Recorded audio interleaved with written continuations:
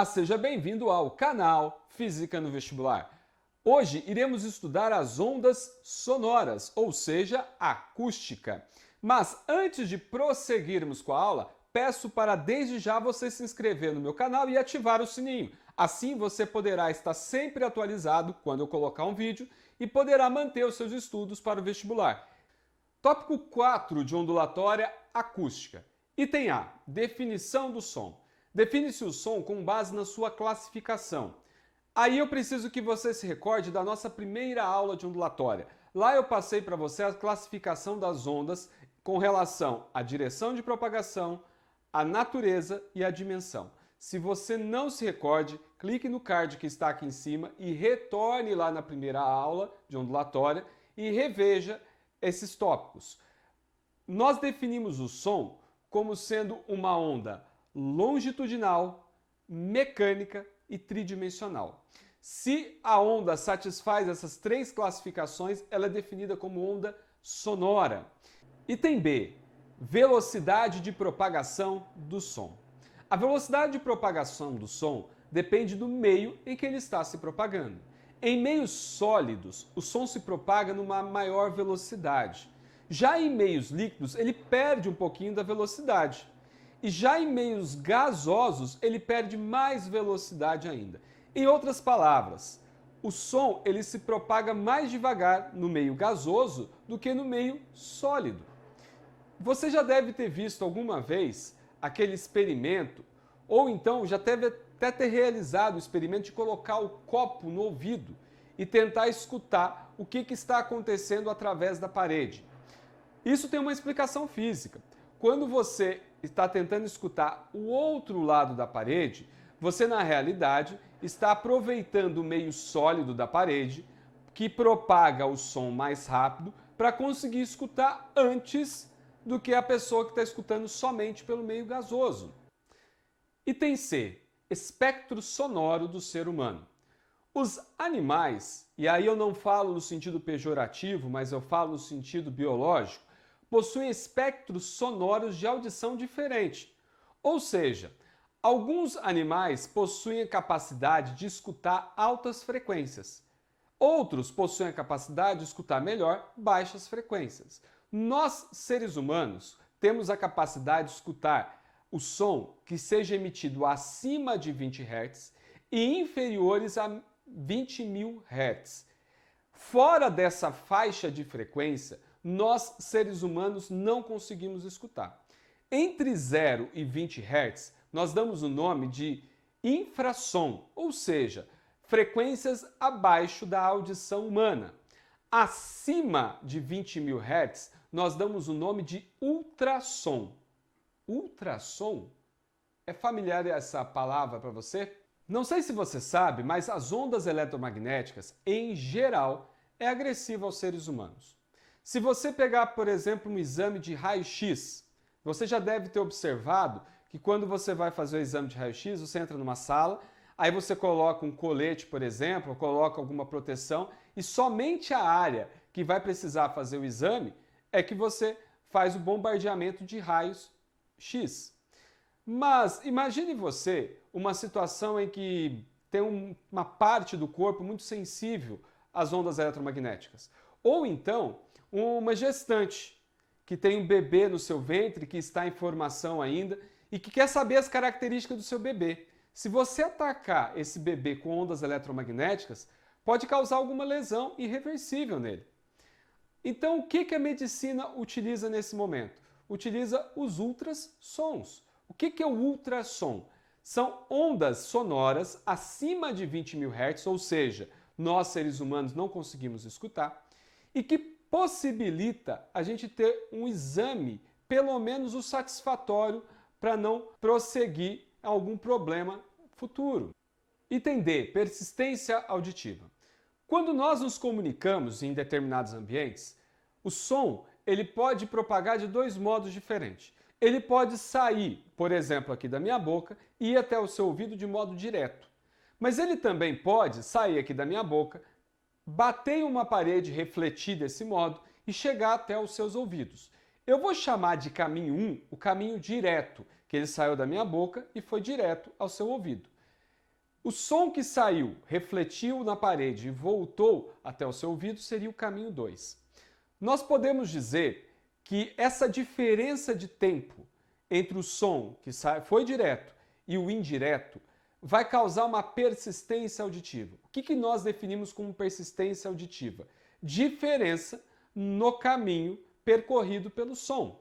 E nós temos 3 diferentes persistências auditivas. O primeiro deles é o reforço. É quando, na realidade, a diferença é muito pequena entre o som direto e o som indireto. Se essa diferença for tão pequena, você sente apenas um reforço na voz.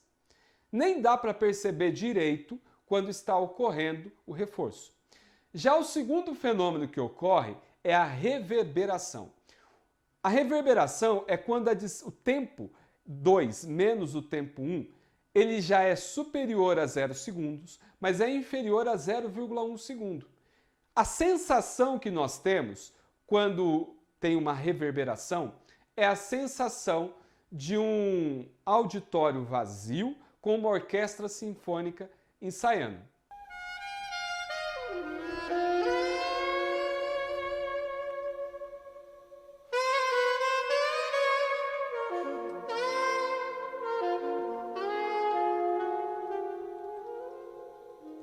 Agora, se o T2 menos T1 ele é maior que 0,1 segundo, nós vamos ter o eco.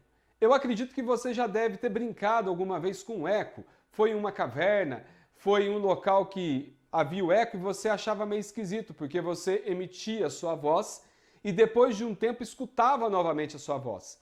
É muito comum o eco quando você está em regiões muito amplas e tem uma parede no final, alguma obstrução que permite a reflexão do som. Aí o som reflete e retorna ao seu ouvido depois de 0,1 segundo. Item D, qualidades do som. Nesse tópico, nós começamos a entrar na acústica dos instrumentos musicais. E para isso, eu vou utilizar o meu teclado para poder exemplificar cada uma das 3 qualidades do som. A primeira qualidade do som é a intensidade sonora, que também é chamada de volume. A intensidade sonora é a qualidade do som relacionada com a amplitude da onda. Eu acredito que você já sabe muito bem o que é intensidade sonora. Você já deve ter algumas vezes pedido para alguém aumentar o volume da televisão ou então aumentar o volume do rádio. Quando você fala aumentar o volume, você está na realidade alterando a intensidade. Então, quando eu pego aqui o meu teclado, por exemplo, e faço um acorde, eu aumento o volume e eu altero a intensidade sonora, ou seja, eu estou alterando a amplitude do som. A amplitude do som inicialmente era essa e agora passou a ser essa, aumentou. A segunda qualidade do som que nós vamos estudar é a altura sonora, que é a qualidade relacionada com a frequência. Se você aumenta a frequência da onda, você está indo para os sons altos, ou seja, sons agudos. Já se você abaixa a frequência, você vai ter sons graves. Observe o exemplo que eu vou dar aqui para vocês agora com o meu teclado. Esse é o acorde de Dó fundamental. Se eu quiser aumentar o som, ou seja, deixar ele mais agudo, eu vou fazer a nota Dó uma oitava acima. Agora, se eu quiser deixar o Dó fundamental, que é esse, mais grave, ou seja, com uma frequência mais baixa, eu vou dar esse acorde de Dó. Você pode observar que os sons graves, frequência mais baixa, e o som agudo, frequências mais altas. E por fim, para encerrarmos as qualidades do som, falarei para você sobre o timbre. É a qualidade do som relacionada com o formato da onda. Ou seja, a onda senoidal que nós estamos acostumados a ver não é uma onda que ocorre em todos os instrumentos musicais. É, na realidade, uma situação perfeita, emitida apenas pelo diapasão. Se nós considerarmos os demais instrumentos, cada um tem um timbre diferente, ou seja, um formato de onda diferente, porém, para estar afinado, tem que ter a mesma frequência. Então, são formatos diferentes de onda com frequências iguais que vai dar a afinação do som. Eu tenho aqui, por exemplo, esse som inicial, que é de piano. Mas eu poderia, por exemplo, colocar aqui o som de um órgão. Observe que o piano tem um timbre diferente do órgão. É esse formato de onda do piano que faz você diferenciar de um órgão. Ah, professor, mas se quisesse colocar um outro formato de onda, por exemplo, de uma guitarra, ou então o formato de uma flauta, é exatamente o timbre que permite você diferenciar tais sons. Pessoas que você está familiarizado, só de escutar o timbre da voz dela, você já identifica quem está falando. Fique de olho no Enem, exame de 2016, segunda aplicação do Enem. As notas musicais podem ser agrupadas de modo a formar um conjunto. Esse conjunto pode formar uma escala musical. Dentre as diversas escalas existentes, a mais difundida é a escala diatônica, que utiliza as notas denominadas Dó, Ré, Mi, Fá, Sol, Lá, Si. Essas notas estão organizadas em ordem crescente de altura, sendo a nota Dó a mais baixa e a nota Si a mais alta. Considerando uma mesma oitava, a nota Si é a que tem menor amplitude, frequência, velocidade, intensidade ou comprimento de onda.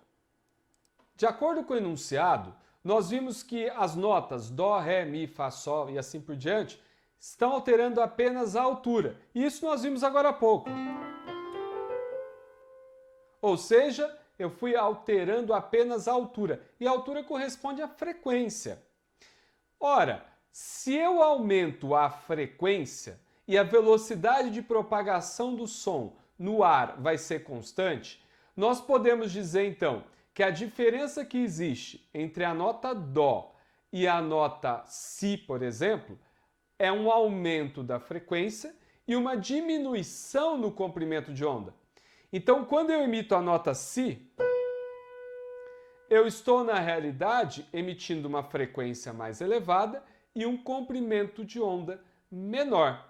Portanto, dê uma olhada agora nas alternativas propostas pelo Enem. Observe aí, então, a resposta letra E, comprimento de onda. E assim chegamos ao final dessa nossa aula. Peço para você não esquecer de curtir, de compartilhar e de comentar para que mais pessoas saibam que essa aula está te ajudando a aprender e a se preparar melhor para o vestibular.